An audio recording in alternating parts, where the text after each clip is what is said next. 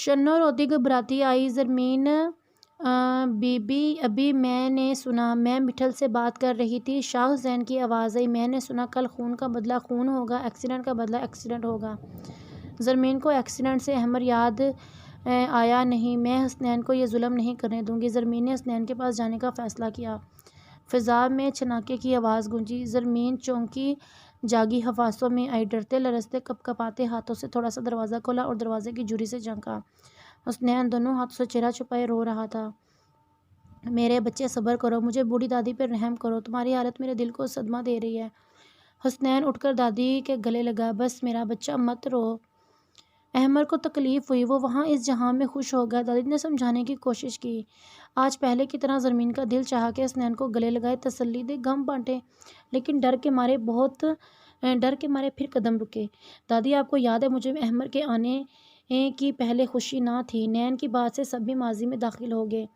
ماما مجھے زرمین جیسی گڑیا چاہیے جس کے بال زرمین کے جیسے گولڈن ہو آئیز گرین ہو گوری ہو اور روتی نہ ہو ہر وقت مسکراتی رہتی ہو بس یار تم نے تو فرمائشی پروگرام شروع کر دیا ہم خود نہیں بتاتے اور کیا خیال ہے زرمین کو ہی لے آئیں فرقان شاہ شرارت سے بولے تو چلے لے کے حسنین فوراً کھڑا ہوا ابھی تو نہیں آ سکتی بیٹا جانی جب وہ بڑی ہوگی تو تمہارے لیے دلہن بنا کر لائیں گے حسنین سے تو 9 سال چھوٹی ہے علی کے ساتھ ٹھیک رہے گی بیگم فرقان شاہ نے باپ بیٹوں کی بات چیت میں مداخلت کی عمر سے کچھ نہیں ہوتا اور حسنین کو پسند ہے تو بس حسنین کے لیے آئے گی آج ہی جا کر بات پکی کرتے ہیں فرقان شاہ نے فیصلہ کیا کیا اتنی جلدی اور کیا حسن بھائی مان جائیں گے کیسے نہیں مانیں گے میرے شہزادے میں کیا کمی ہے ان کو ایسا داماد چراغ لے کر بھی نہیں ملے گا اور مجھے گڑیا چاہی باپ ماں کی بحث میں الجھا دے کر چیخ کے بولا ہاں بیٹا تمہاری ماما عمل شروع کر چکے ہیں اب تمہاری قسمت کے گڑیا ملے یا گڈا فرقان نے پھر شرارتی لہجے میں کہا علی حسنین سے 4 سال چھوٹا ہے اللہ نے 6 سال بعد خوشخبری دی سائرہ حسنین سے 2 سال جبکہ ماہرہ علی سے 3 سال اور زرمین سے 3 سال بڑی تھی پیدائشی طور پر بیماری کی وجہ سے اسکول زرمین کے ساتھ ہی شروع کیا اور ارحم حسنین سے 2 سال چھوٹا جبکہ حسن صاحب کی شادی کو 4 سال بعد اولاد عطا ہوئی زارا ارحم سے 3 سال چھوٹی زرمین زارا سے 5 سال اور زاویار 6 سال چھوٹا ہے بالآخر گڑیا کے آنے کا دن آیا مگر گڑیا کی جگہ گڈا آیا نین سب سے ہی ناراض ہوا بچے کو ایک نظر بھی نہ دیکھا رات میں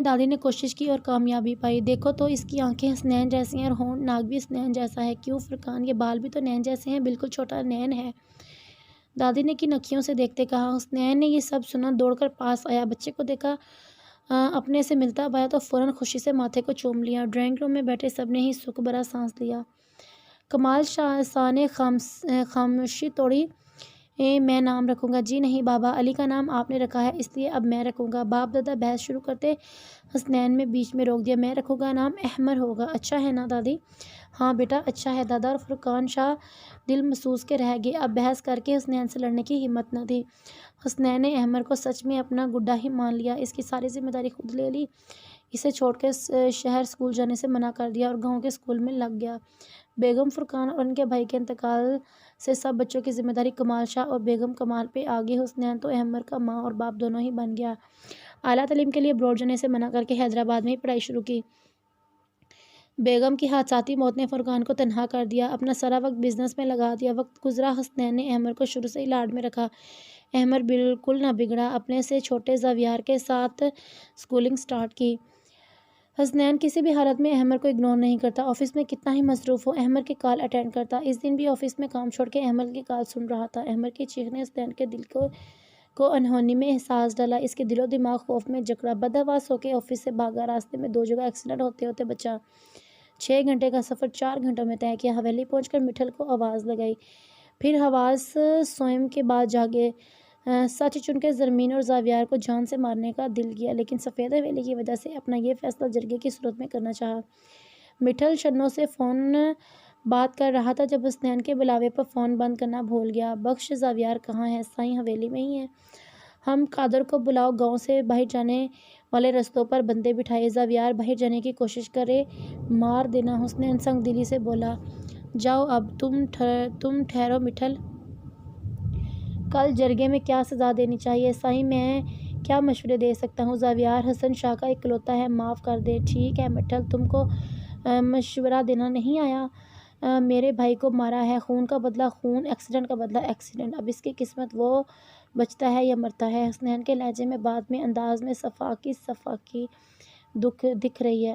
مٹھل کے بعد دادا جی کمرے میں آئے اور جرگہ ختم کرنے کی گزارش کرتے حدنین کے ساتھ سامنے ہاتھ جوڑے، جس پر نین نے ہاتھ کھول کے ان کی بات مانی۔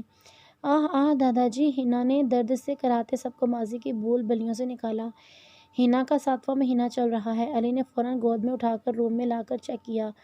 سفر، بھوک اور احمر کی یادوں نے ہنا کو ٹینشن سے دور کیا۔ اس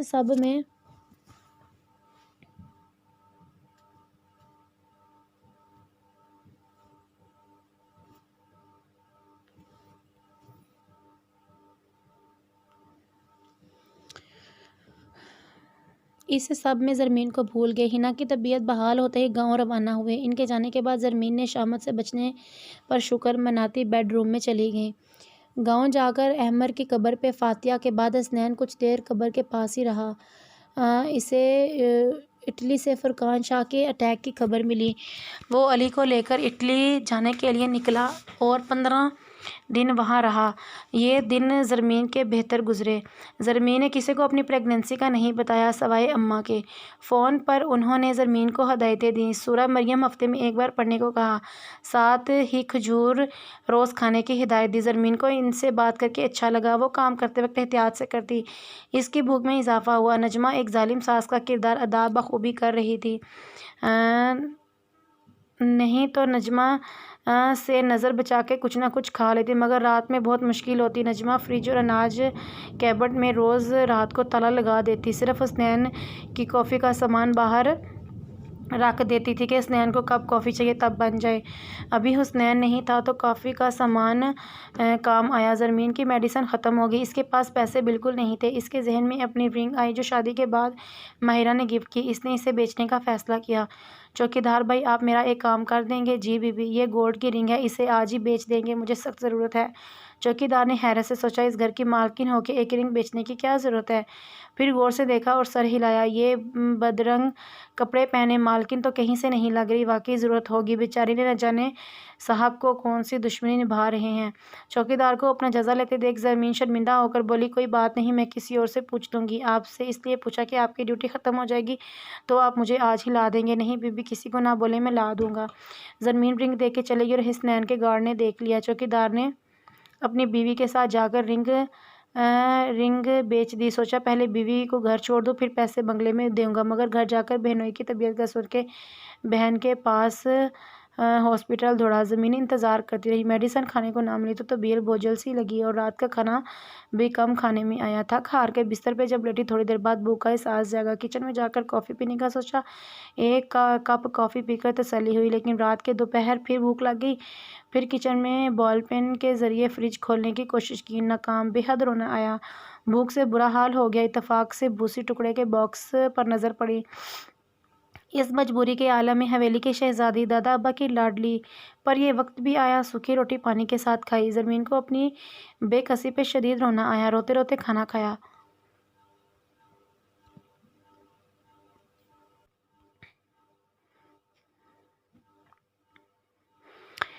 بھوک بڑی ظالم ہے، انسان اس کی خاطر کیا کچھ نہیں کرتا۔ ایک بچہ کچرا چنتے روٹی کھاتا تو کوئی بھوک کو مٹانے چوری کرتا تو کوئی بے ایمانی کرتا۔ آج زرمین بھی مجبور ہو گئی سوکھی روٹی کھانے پر۔ کھانا کھا کر روم آئی، تہجد پڑھنے کا خیال آیا۔ اس نے چھوٹی دادی سے تہجد کے بارے میں سنا تھا۔ ماہرہ، نماز پڑھو۔ پڑھ لوں گی دادی، تم فرض ادا کرو۔ بی بی، تہجد کی تم سے امید نہیں ہے؟ زرمین بولی، ہاں دادی، ٹھیک کہہ رہی ہیں آپ، تم بھی اس قبیلے سے تعلق رکھتی ہو۔ دادی، اب تہجد کی نماز کے بارے میں بتائیں۔ ہم کائنات کے رب کو سب سے زیادہ فرض نمازوں کے بعد جو نماز پسند ہے وہ تہجد ہے۔ روایت ہے کہ نبی کریم صلی اللہ علیہ وسلم نے صحابہ سے فرمایا، تم رات کی نماز ضرور پڑھو، یہ تم سے پہلے صالحین اور انبیاء کرام کا طریقہ تھا۔ اگر تم رات کی نماز پڑھو گے تو رب کی محبت ملے گی۔ اللہ اس سے خوش ہوتا ہے کہ اس کے بندے نیند چھوڑ کر کھڑے ہوتے ہیں، اس کی بارگاہ میں عاجزی کرتے ہیں، اللہ کے سامنے روتے ہیں، بات کرتے ہیں۔ اللہ اس وقت مانگی دعائیں قبول کرتا ہے۔ دادی، ہم کوشش کریں گے تہجد پڑھیں۔ دونوں یک زبان بولی۔ دادی مسکرائیں، آج تک دونوں نے کوشش نہیں کی۔ آج اپنی تکلیف سے اسے تہجد یاد آئی، وضو کیا، نماز پڑھی، رو رو کے دعا مانگی، یا رب کریم تو لفظوں کا محتاج نہیں، میری مشکل آسان کر دے، مجھ پہ رحم کر دے مولا، میرے شوہر کا دل بدل دے، اللہ کرم کر دے، تو جب چاہے سنگلاخ زمینوں کو بھی نرم کر دے۔ جائے نماز پر ہی سو گئی۔ فجر کی نماز پڑھ کے کام شروع کیا۔ چوکیدار آیا، بی بی معافی چاہتا ہوں، کل نہیں آ سکا، اس نے 20,000 روپے دیے، معافی کی کوئی ضرورت نہیں، آپ کا بے حد شکریہ۔ یہ کہہ کے وہ اندر شائستہ کے پاس آئی، آپ مجھے کچھ میڈیسن اور سامان لا دیے گا؟ جی بی بی، میں آج ہی شام میں بازار جاؤں گی، بلکہ آپ بھی ساتھ چلیے۔ نہیں میں نہیں جاؤں گی، نین کو اٹلی کے 15 دن ہو گئے۔ نین کی غیر موجودگی میں نین کا دوست اور مینیجر بزنس سنبھال رہے ہیں۔ زرمین نے اپنے لیے کھجور کے پیکٹ اور بسکٹ کے پیکٹ منگوا لیے۔ 15 دن میں اچھی طرح خیال رکھنے سے زرمین کی صحت کافی بہتر ہوئی۔ زرمین میں آئی جسمانی تبدیلی کو شائستہ نے نوٹ کیا۔ شائستہ نے بھی زرمین کا خیال رکھنا شروع کر دیا۔ زرمین کے پرانے کپڑے فٹ ہونا شروع ہوئے تو شائستہ نے ان کی فٹنگ ٹھیک کی۔ زرمین کو شائستہ اللہ کا کرم لگی۔ کچن میں آٹا گوندتی زرمین کو نین کی آمد کی خبر ہوئی۔ زرمین فوراً دم گئی اور نین کو سلام کیا۔ نین نے زرمین کو ایک نظر دیکھا جو کھلی سی تھی، سر ہلا کر گویا ہوا، میری غیر موجودگی میں تو کافی مزے کیے ہوں گے، شکر منا رہی ہوگی۔ دل میں اعتراف کیا، ہاں، مگر زبان سے نہ ہاں کہہ کر عطاب کا شکار نہیں ہونا۔ اٹلی سے آ کر نین بے حد مصروف ہو گیا، لیکن زرمین سے بے خبر نہیں۔ زرمین کو ڈانٹنا، اس پر ہاتھ اٹھانا معمول کی طرح جاری تھا۔ ہاں، مار کھاتے وقت وہ احتیاط کرتی۔ زرمین نین کی خوشگوار موڈ کا انتظار کر رہی تھی، مگر وہ یہ نہیں سمجھ رہی کہ اس کو دیکھ کر ہی اس کا موڈ بگڑ جاتا ہے۔ شائستہ کے ہمت دلانے پر بھی نہیں بتا پائی اور 4 ماہ بیت گئے۔ نین نے فون پر ملازم کو زرمین کو بلانے کو کہا۔ جی سائیں، آج دوست کی پارٹی پر جانا ہے، 9 بجے تک تیار رہنا، اور ڈریس بھی شام تک بھجوا دوں گا، اچھا تیار ہونا۔ جلدی کرتے بھی حسنین کو گھر آنے تک 8:30 بج گئے۔ موبائل پر بات کرتے روم میں داخل ہوا۔ ہاں یار، آج حویلی نہیں آ سکتا، اسفند کے گھر پارٹی ہے۔ ہینا کیسی ہے؟ ہینا کی طبیعت دریافت کرتے نین کو سنتی آواز اداس ہو گئی۔ میں 2 دن ہاسپٹل رہی، مجھ سے نہیں پوچھا میں کیسی تھی؟ دل میں کہا اور سینڈل کے اسٹرپس بند کرنے جھکی۔ بالکل ٹھیک ہے، زرمین بھی جائے گی؟ جواب کے ساتھ سوال یہی حاضر۔ ہاں یار، اسفند کی فیملی کو اچھے سے جانتا ہوں، اور آنٹی نے بھی اصرار کیا تم اور ہینا آ جاؤ۔ نہیں بھائی، ابھی دادی بیڈ ریسٹ کروا رہی ہیں تو مشکل ہے، آپ اور زرمین آ جاؤ۔ زرمین جب سے وہاں گئی ہے پلٹ کر نہیں آئی ہم۔ اچھا، مجھے تیار ہونا ہے۔ زرمین کی بابت سوال کو نظر انداز کیا۔ جی، اللہ حافظ۔ فون رکھ کر نگاہ اٹھا کر صوفے کی جانب دیکھا۔ اسی پل زرمین نے بھی جھکا سر اٹھایا اور بیٹھے ہوئے سائٹ میں رکھی جیولری پہننے لگی۔ پل بھر کو نین کی نظر تھم گئی۔ میرون میکسی پر لائٹ میک اپ، کھلے بالوں میں وہ ایک پری سی لگی۔ وہ اسے اور مبہوت دیکھتا موبائل کی بیپ سے ہوش کی دنیا میں آئی۔ اسفند کا نمبر دیکھ کے کال ریسیو کی۔ کب آئے گا؟ جب سب مہمان چلے جائیں گے۔ آجا یار، میں برتن دھونے کے لیے لوگ بلوائے ہیں، تو ڈر مت، ڈنر فری ہے۔ اسفند نے لگاتار بولنا شروع کیا۔ خبیث انسان مجھے کچھ بولنے کا موقع دے گا؟ آتا ہوں۔ اس کی مزید سنے بغیر موبائل بند کر دیا اور زرمین کی طرف متوجہ ہوا جو بالکل تیار کھڑی تھی۔ زرمین کی خوبصورتی کا جو فسون نین پر طاری ہوا تھا، اس کا بہت کم دورانیہ رہا، اور زرمین ان پلوں سے پہلے کی طرح بے خبر ہی رہی۔ اتنا زیادہ تیار ہونے کا نہیں کہا تھا، لپسٹک لائٹ کرو، تنقید کی۔ جی۔ کافی عرصے بعد زرمین نے کسی تقریب کو اٹینڈ کیا، بہت اچھا لگا۔ نین نے اس کا تعارف کرایا۔ زرمین آج بہت خوش ہے، اسے اندازہ نہیں کہ اس کی خوشی کے پل بہت جلد ختم ہونے والا ہے۔ سوری، مقابل نے زرمین کو ایک بازو سے پکڑا۔ میرا پاؤں ڈس بیلنس ہو گیا۔ اوکے، کوئی مسئلہ نہیں، زرمین مسکراتے گویا ہوئی۔ آپ کو دیکھ کے ایسا لگ رہا ہے کہیں دیکھا ہے، یہ مت سمجھے گا میں فلرٹ کر رہا ہوں۔ زرمین نے گھورا۔ فلرٹ کر کے تو دیکھو، رات میں ہی سورج نہ دیکھا تو زرمین کا نام نہیں۔ روانی نے اپنا نام ہی بتا دیا۔ ان دونوں کی بات کرتا دیکھ حسنین کی آنکھوں سے آگ کے شعلے جل اٹھے۔ نین کا دل چاہا ابھی کہ ابھی دونوں کو اس آگ میں بھسم کر دے۔ غصے پر قابو پاتا ان کی جانب آیا۔ یاد آیا، آج زرمین حسن شاہ ہیں، جلال شاہ کی پوتی۔ میں ماسٹر یوسف کا بیٹا سعدی یوسف ہوں۔ کیسے ہیں ماسٹر جی؟ زرمین نے خوشی سے پوچھا ہی تاکہ نین کی آمد ہوئی۔ چلیں زرمین جی، حیرت سے اسے دیکھا۔ ابھی تو ڈنر ہی نہیں ہوا اور جانے کے بعد جی چلیں۔ سر آپ؟ ارے تم یہاں؟ جی سر، میں شہریار کا فرینڈ ہوں اور یہاں آ رہا تھا، مجھے بھی لے آیا۔ اسفند کا کزن؟ اچھا کیا؟ اور زرمین کے کندھے پر ہاتھ رکھتے ہوئے بولا، یہ میری وائف سر بہت خوشی اور میم آپ بہت لکی ہیں، سر بہت اچھے ہیں، میرا میڈیکل کا سارا خرچ دے رہے ہیں۔ زرمین پھیکا مسکرائی، ہاں سب کے ساتھ اچھے ہیں سوائے میرے بچپن کی دشمنی ہے، ارزدلہ دل میں سوچا۔ نین نے بہت ریش ڈرائیونگ کرتا گھر آیا اور چابی گارڈ کے حوالے کرتا سیدھا روم میں پہنچا۔ زرمین پورے راستے بولتی رہی اور منہ بند ہی رکھا، سمجھ سے باہر تھا کہ موڈ آخر کیوں خوف ہے۔ کافی بنا کر لے جاتی ہوں، دوبارہ نہیں آنا ہوگا، خود سے باتیں کرتی زرمین کچن چلی آئی۔ نین صوفے پر بیٹھا غصے میں کھول رہا تھا، جب تک زرمین پہ نہ اتار لیتا سکون کہاں ملتا۔ نین نے سگریٹ سلگائی، 2 کشیں لگائی ہوں گے۔ زرمین روم میں آئی، سائیں آپ کی کافی۔ نین نے غصے سے دیکھا، زرمین کو ڈر لگا، آج تو ارادہ کیا تھا اسے باپ بننے کی خوشخبری سنائے گی، لیکن اب کیسے سوال ذہن میں گونجا۔ ڈرتے ڈرتے پوچھا، آپ غصہ کیوں ہیں؟ او میری پیاری بیوی کو نہیں پتہ جب میں بھی سوچوں آج اتنا بنی سوری کیوں؟ غصے نے سوچے سمجھے کی صلاحیت ہی ختم کر دی تھی، خود ہی نہیں کہا تھا اسی بازو کا پکڑا تھا، نہ کس کی بازو پکڑا۔ زرمین کے ہاتھ سے کپ گرا، زرمین کو شدت سے تکلیف ہوئی، نین نے آنکھوں سے آنسو جاری ہو گئے۔ نین نے جلتی سگریٹ زرمین کے بازو پر رگڑ کر بجھائی، زرمین کی چیخ نکل گئی، چیخ پر نین نے زور کا تھپڑ لگایا اور زرمین گری زمین پر پڑے، ٹوٹے کافی کے کپ کے کانچ کا قرض زمین کے ہاتھ کی نس میں کھپ گیا، تکلیف سے چیخیں نکلے بغیر ہی ہوش کھو گیا۔ بالوں سے پکڑا، آئندہ کسی بھی غیر نے بازو پکڑا تو جڑ سے کاٹ کے پھینک دوں گا، مگر یہ دھمکی سننے کے لیے زرمین حواسوں میں ہی نہیں تھی۔ نین کے ہاتھوں میں جھول گئی، نین کی نظر ہاتھوں نکلے خون پر پڑی تو غصہ تھم گیا، ذہن پل کو ہاتھ سے نکلے خون پر جم گیا۔ جلدی سے کوئی کپڑا دیکھا، فوری کچھ نظر نہ آیا، اپنی ٹائی اتار کر کانچ نکال کر کس کے باندھا، پر تیزی سے گود میں اٹھا کر گاڑی کی طرف بھاگا، تیز گاڑی چلاتے ایمرجنسی میں پہنچا۔ ارے یہ تو زرمین ہے، نائٹ ڈیوٹی پر موجود ڈاکٹر زویا بولی، ان کو میں دیکھتی ہوں۔ جلدی سے خون روکا، انجیکشن لگا کر بہترین ٹریٹمنٹ دی اور باہر آ کر غصہ اس نین پر اتارا، آپ مریضہ کے کون ہسبینڈ؟ ہم لو میرج کی ہیں آپ نے، لیکن زرمین کی پرواہ بالکل نہیں کرتے، اور اپنی ماں کو کیوں نہیں سمجھاتے کتنا ظلم کرتی ہے، میں نے بیڈ ریسٹ بتایا تھا مگر سانس نہیں کرنے دیتی، نرس کی آمد پہ رکی، واپس اندر کی راہ لی۔ ماں پر نین چونک پڑا، ضبط سے ہونٹ بھینچ لیے، نہ جانے کیا بتایا، بزنس مین سے اچھا میں ڈاکٹر ہی بن جاتا۔ زرمین کا ہاسپٹل آنا اتنا بڑھ گیا، ڈاکٹر پہچاننے لگی، اتنی فضول باتیں بلا وجہ سنی، یہ نہیں بتایا طبیعت کیسی ہے، نین نے کوفت سے سوچا۔ زرمین کو روم میں شفٹ کیا، زویا نے روم میں بلایا، دیکھیے مجھے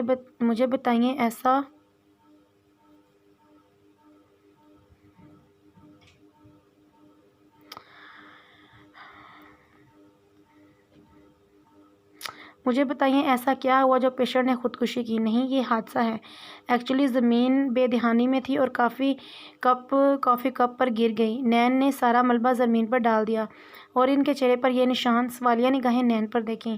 نین نے چہرے پر دیکھا، 5 انگلی کے نشان چھپے تھے، چہرہ سوج گیا تھا۔ یہ میرا پرسنل معاملہ ہے، نین نے 2 ٹوک کہا۔ اوکے، زویا نے خود پہ کنٹرول کرتے کہا، میں نے سب دوائیاں اور ان کی ڈائٹ لکھ دی ہے، بلڈ اور چاہیے، نہیں تو ماں کے ساتھ ساتھ بیبیز کو بھی خطرہ ہوگا۔ نین نے نہ سمجھی سے دیکھا، کون سی ماں، کون سے بیبیز؟ زویا نے زرمین کی طرف اشارہ کیا، یہ ماں اور اس کے ہونے والے بچے۔ کیا میں باپ بننے والا ہوں؟ نین نے خوشی سے پوچھا۔ اس بار زویا نے تپ کر کہا، ہاں سچ میں۔ زویا نے حیرانگی سے دیکھا، آپ کو نہیں معلوم کیا 5 ماہ شروع ہیں اور ٹوینز ہیں؟ پاکستان میں نہیں تھا، یاد آیا زرمین نے ذکر کیا تھا، اوکے میرا راؤنڈ ہے، میں باقی مریض چیک کروں گی، ان کو اب ہوش صبح ہی آئے گا۔ نین کو باپ بننے کی بے حد خوشی ہے، ساتھ ہی اپنے دیر سے پتہ چلنے پر غصہ آیا، غصہ تو لگتا ہے چند مہینوں میں نین میں رچ بس گیا، جانے کا نام نہیں لے رہا، مگر اب غصے کو جانا ہی ہوگا، پر جانے سے پہلے زرمین پر ایک خنجر اور گھونپے گا۔ نین ہاسپٹل میں نہایت برداشت سے کام لیا، بس نہ چلتا زرمین کے نہ بتانے پر پھانسی کی سزا دے دیتا۔ حسنین نے نجمہ کو زرمین کا ڈائٹ پلان دیا اور سختی سے کہا کوئی غلطی نہ ہو، آرام کروانے کی ہدایت دی۔ مجھے کیوں نہیں بتایا؟ ارحم کی طرح میرے بچوں کو بھی مارنا چاہتی تھی؟ گھر آتے ہی نین نے زرمین سے غصے سے پوچھا۔ زرمین اس الزام پہ تڑپ گئی، نہیں میں نہیں مارنا چاہتی، موقع نہیں ملا۔ یہ موقع کیا ہوتا ہے؟ جس دن پتہ چلا اسی دن بتانا تھا۔ یاد رکھو اگر میرے بچوں کو کچھ ہوا نا تو میں تمہارے خاندان کو مٹا دوں گا، بھول جاؤں گا کہ میرے بھی کچھ لگتے ہیں، نین نے صفاقی سے کہا۔ نہیں نہیں بچوں کو کچھ نہیں ہوگا، میں خیال رکھوں گی، مجھے گاؤں جانا ہے، زرمین نے ڈرتے ڈرتے کہا۔ ہاں خیال تو رکھنا ہی پڑے گا ورنہ، اور حویلی نہیں جا سکتی، مجھے جان چھڑانی ہے تو ایک آئیڈیا ہے میرے پاس کہ دنیا میں یہ بھی ہوتا ہے، کتنی مائیں ہیں جو بچوں کے پیدائش کے وقت مر جاتی ہیں۔ سمپل، تم بھی مر جانا۔ بے رحمی سے کہتے حسنین کو اندازہ ہی نہیں کتنی بڑی بات کر گیا۔ ایسی حالت جب بیوی کو اپنے شوہر سے زیادہ محبت، زیادہ کیئر کی ضرورت ہوتی ہے، موت کی بات اس کے دل میں کیا قیامت برپا کرے گی، جبکہ زرمین کی جان تو پہلے ہی خطرہ ہے۔ اس کی بات سن کے زرمین اسے دیکھتی رہے گی، افسوس سے گردن ہلائی، آنسو ضبط کرتی، دل کو سخت کرتی، خود کو اسی پل بے حس بناتی بولی، اچھا آئیڈیا ہے، آپ کی خواہش ہے تو پوری کروں گی، اور آنکھ موند لی۔ نین بھی خاموش ہو گیا، اسے زرمین کی بات سے اندازے سے محسوس ہوا، اور ہونا ہی چاہیے تھا، مار ہی دو دیا اس کے الفاظ نے۔ حسنین اپنا سارا غصہ زمین پر نکال کر آفس جانے کے لیے نکلا۔ غصہ تو نکل گیا مگر دماغ اپنے الفاظ میں ہی الجھ گیا۔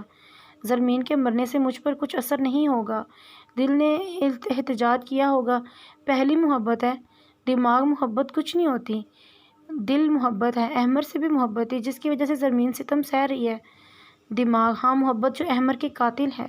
دل بھی جواب دیتا۔ حسنین نے اپنے دل و دماغ کو کنٹرول کیا۔ ذہن جھٹکا، اچانک روڈ کراس کرتے بزرگ کے ہاتھ سے تھیلا گرا، وہ اٹھانے جھکے، بریک لگاتے لگاتے بھی بریک بھی بزرگ سے کار ٹکرا گئی۔ حسنین جلدی سے کار سے باہر آیا، بزرگ کو دیکھا اور گہری سانس لی۔ اللہ کا شکر میں ٹھیک ہوں، بس سائڈ سے تھوڑی ٹکر لگی ہے، بظاہر چوٹ نہیں لگی، میری غلطی تھی، مجھے جھکنا نہیں چاہیے تھا، بزرگ نے حسنین کو دیکھتے کہا۔ بیٹا تم ٹھیک نہیں لگ رہے، بزرگ نے حسنین کی اڑی رنگت دیکھ کر سوال کیا۔ آپ کو ٹھیک دیکھ کر میں بھی ٹھیک ہوں، مجھے ایکسیڈنٹ سے ڈر لگتا ہے، دو بڑا نقصان پہنچا ہے، آئیے جناب میں ڈاکٹر کے پاس لے چلوں۔ نہیں بچے میں ٹھیک ہوں، بزرگ حسنین کے اصرار پہ نہ مانے۔ اچھا ایسا کرو مجھے گھر چھوڑ دو۔ جی ضرور، بس اگلی گلی میں موڑ دو، اس کالے گیٹ کے سامنے روک لو، آؤ اپنی بیوی کے ہاتھ کی چائے پلاؤں، اچھی بناتی ہے۔ نہیں جناب پھر کبھی۔ نہیں ابھی اسی انداز میں بزرگ بولے۔ حسنین مسکرا دیا، یار اگر تم لڑکی ہوتے تو میں کہتا۔ ہنسی تو پٹی۔ اس بار حسنین نے کہا لگایا، کافی دلچسپ انسان ہے آپ، میرا دل کہہ رہا ہے کہ آپ کی بات مان کر چائے پی لینی چاہیے۔ دل کی بات تو فوراً مان لینی چاہیے۔ کیا دل کی بات ماننی چاہے؟ حسنین نے سوال کیا۔ بزرگ کو حسنین کے سوال سے ایسا لگا کہ حسنین ایک بکھرا انسان ہے جسے سمیٹنا ضروری ہے۔ ہاں برخودار حسنین کا ہاتھ پکڑ کے داخل ہوئے۔ نیک بخت مہمان آیا، اچھی چائے بناؤ۔ ایک اڈھیر عمر خاتون آئی۔ نین نے سوال کیا، خوش رہو، ماں باپ کی آنکھوں کی ٹھنڈک بنے رہو۔ صرف چائے کیوں جی، کھانا بھی کھائے گا؟ آج میرا ارادہ چکن کڑھائی بنانے کا ہے۔ نہیں آنٹی میں صرف چائے پیوں گا۔ بیٹا ہمیں بھر لو، تمہارے بہانے مجھ غریب کو بھی چکن کھانے کو مل جائے گا۔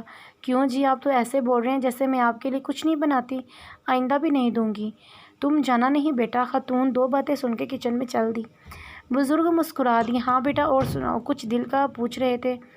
جی دل کی سننی چاہیے، دل انسانی جسم کا وہ حصہ ہے جو دلیل نہیں مانگتا، فوراً ارادہ عمل کرتا ہے، چاہے اس میں محبت سما جائے یا نفرت۔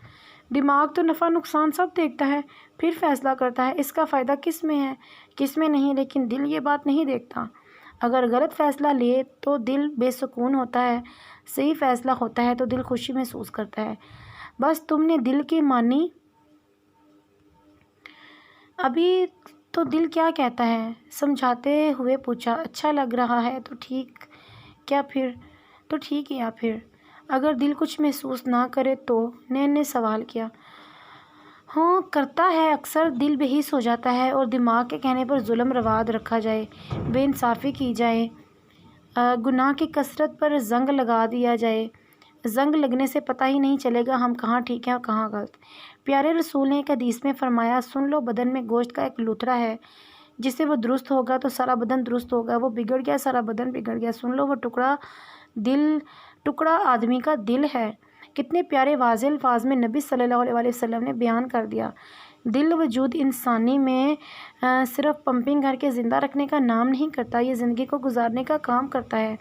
سارا دن ہم مختلف الفاظ میں کہتے ہیں کہ کیا دل چاہ رہا ہے یہ کھا لیں، دل چاہ رہا ہے فلاں جگہ گھومیں، دل کا تسلسل جملہ رہتا ہی اب دیکھ لو میرا چکن کھانے کا دل ہے، پر تمہاری ظالم آنٹی نے دینے سے منع کر دیا۔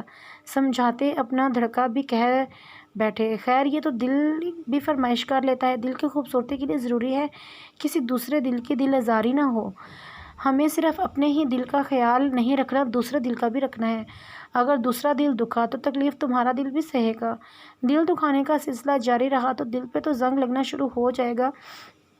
اگر بر وقت ازالہ کر دیا جائے تو دل دکھانے کا تو دل بے سکون ہونے سے بچ جائے گا۔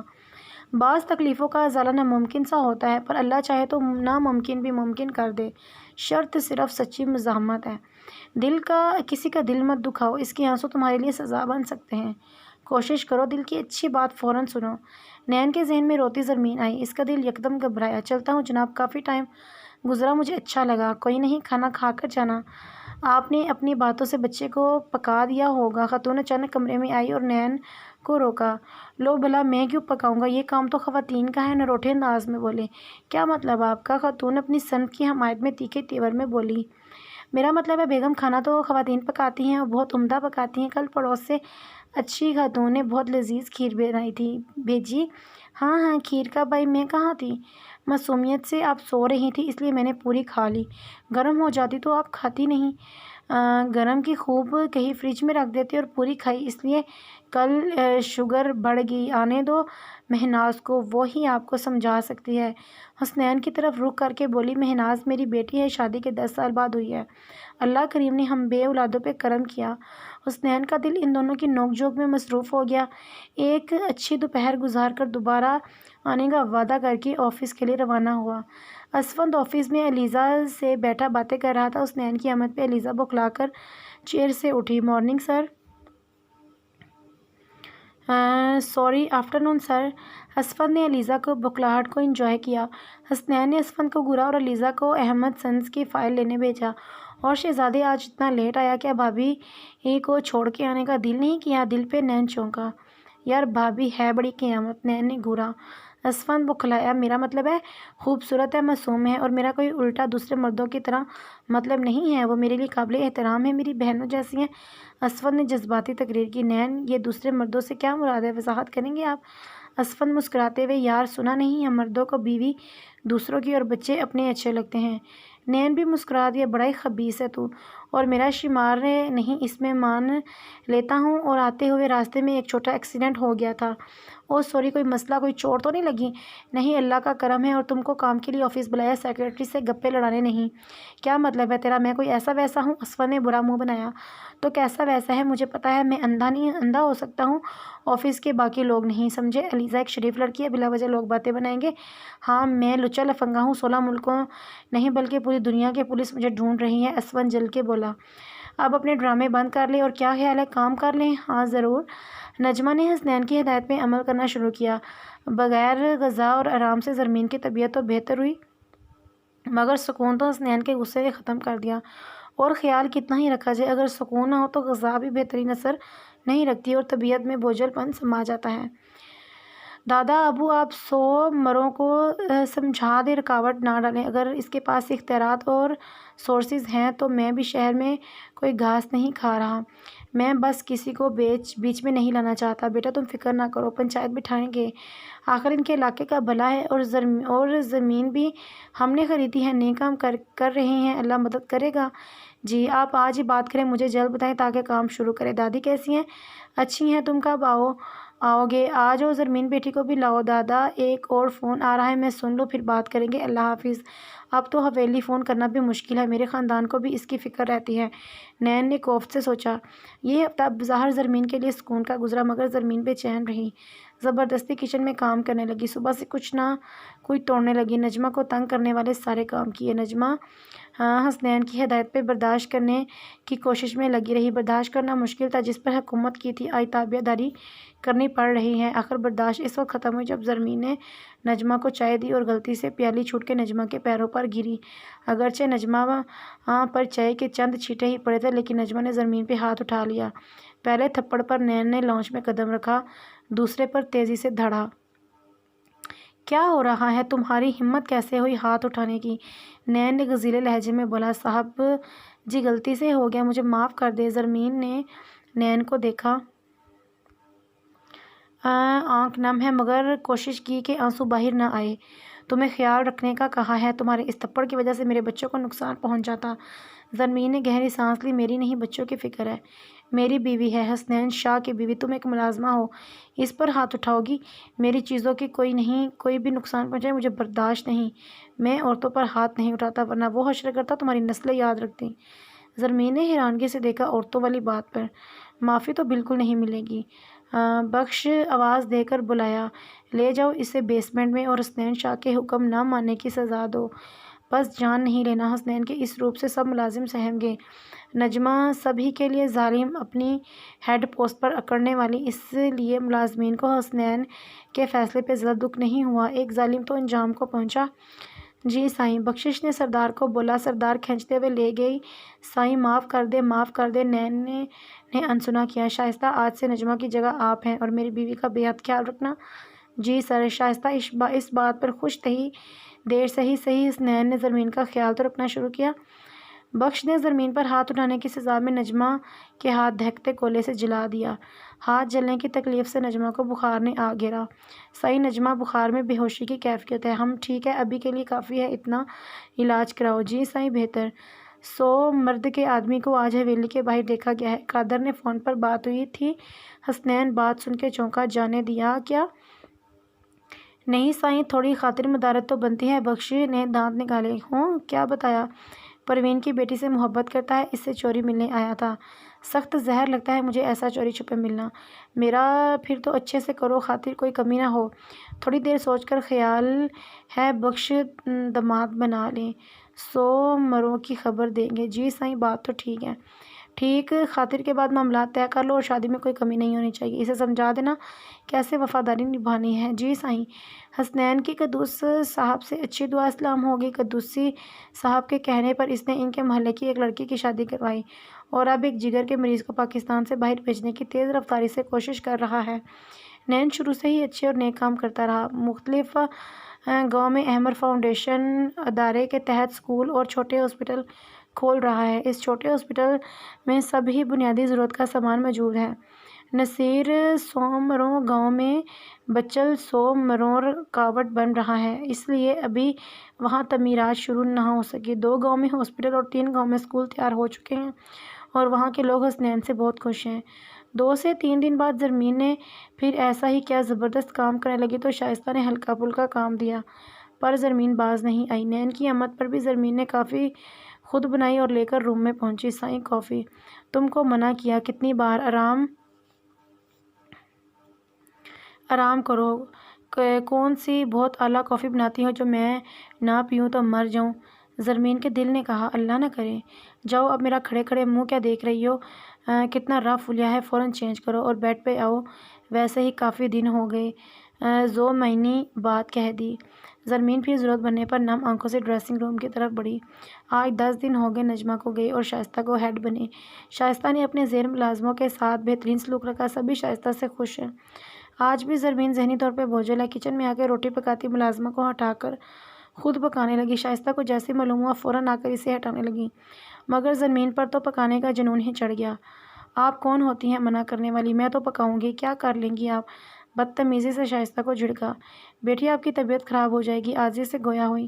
کیوں، کیا اس سے پہلے میں نے روٹیاں نہیں ڈالی؟ اگر تم نے مجھے منع کیا تو میں خود کو جلا لوں گی۔ نہیں بی بی، آپ پکاؤ۔ بے بس باہر آ گئی۔ فکر ہوئی صاحب نے دیکھ لیا تو؟ زرمین کو کچھ دیر بعد کچن سے نکلتا دیکھ سکھ بھرا سانس لیا، شکر ہے سر نہیں آئے۔ مگر زرمین پھر واپس آئی۔ شائستہ گھبرا کر نہ جانے اب کیا کہے۔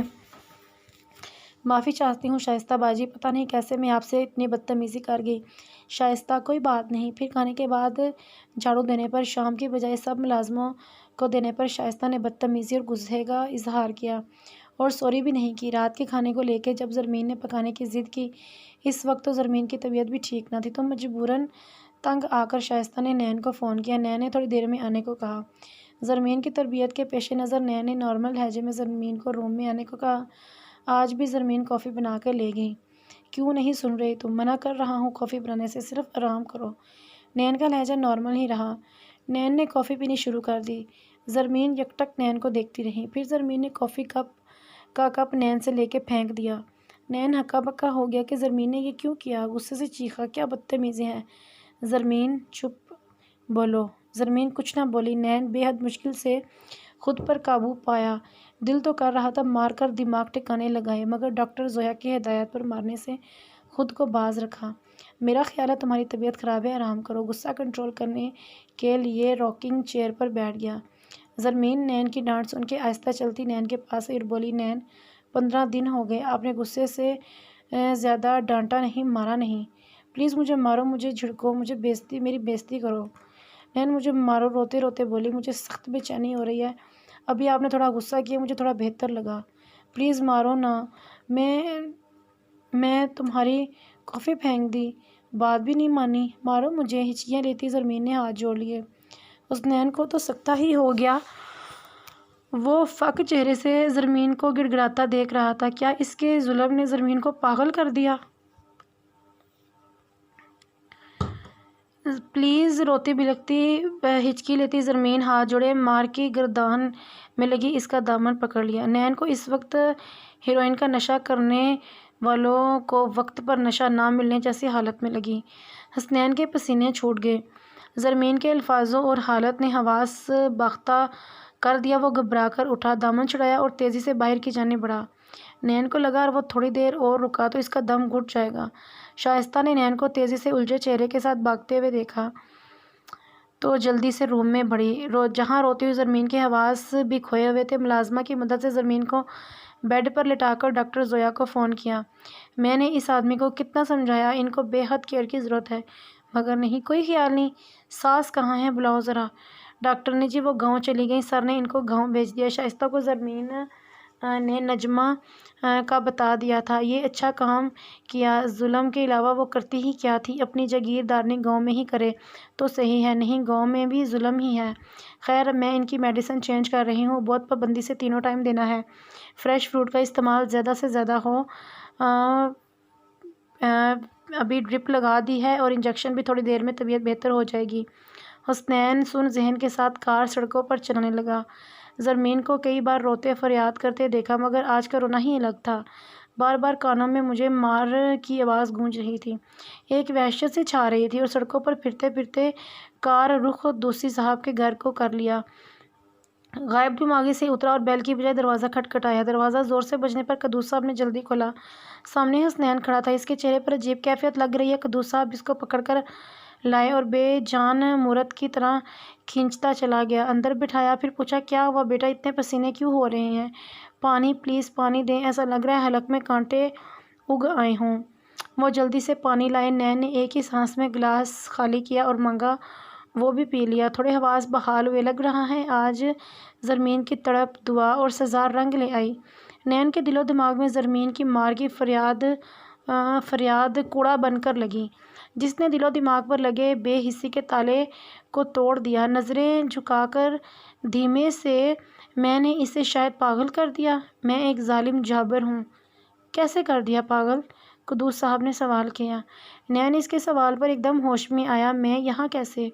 قدوسی صاحب نے کہا، بیٹا شاید تمہارے دل کو احساس کی چوٹ پڑی ہے، اس لیے دماغ غائب ہو گئے۔ تم لمبی لمبی 2 سانسیں لو، میں بیگم کو چائے کا کہہ کے آتا ہوں۔ بھوپر خوددار، اب بتاؤ ایسی کیا بات ہوئی کہ تم اپنے آپ میں نہ رہے؟ نین احمر کی موت سے لے کے زرمین سے شادی تک کا قصہ سنا دیا۔ ہاں بیٹا، تم ایک سمجھدار انسان ہو، مسلمان ہو، موت کی حقیقت سے واقف ہو۔ موت تو برحق ہے، ہر ذی روح کو آئے گی، آج میں کل تم، کوئی بھی کسی بھی وقت مر سکتا ہے۔ موت تو کسی بھی بہانے آ سکتی ہے، کوئی بیماری سے تو کوئی ایکسیڈنٹ سے، جس کی جس طرح لکھی ہے موت ویسے ہی آئے گی، اور حادثہ تو کبھی بھی کہیں بھی ہو سکتا ہے۔ زاویار کو مورد الزام ٹھہرانا غلط ہے، جس کے وہ دل سے شرمندہ اور معافی کا طالب ہے۔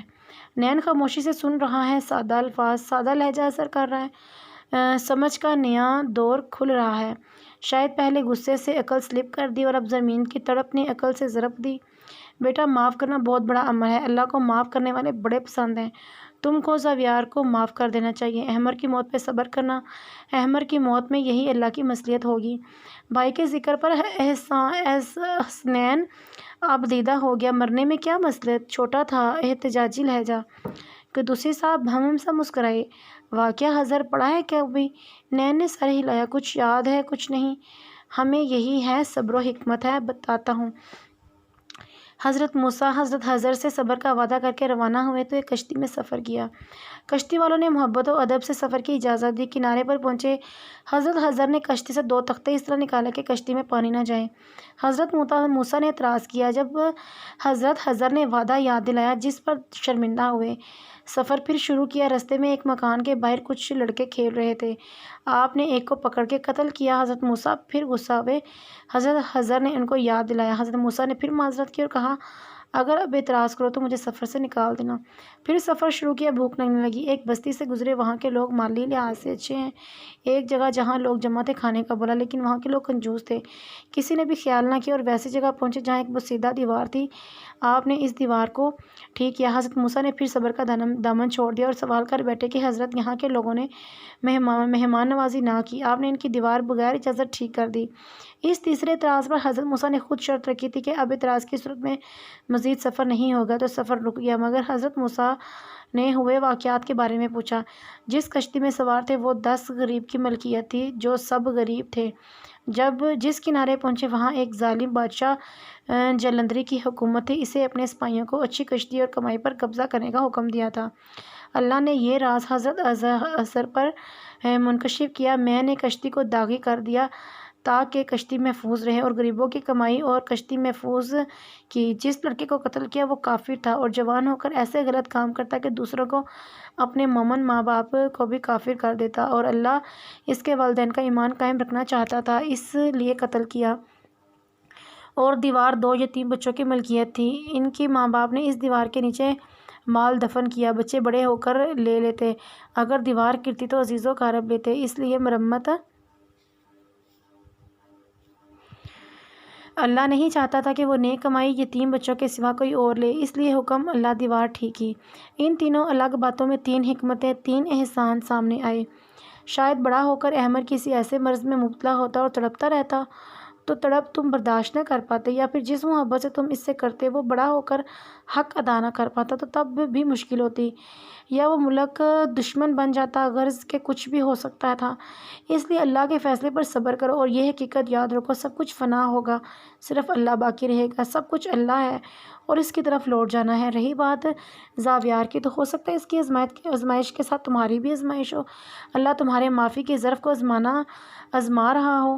ٹھیک کہا آپ نے، لیکن میں نے معاف نہیں کیا، میں نے زبردستی شادی کی، اپنا حق وصولا، بہت برا سلوک کیا اپنی بیوی سے۔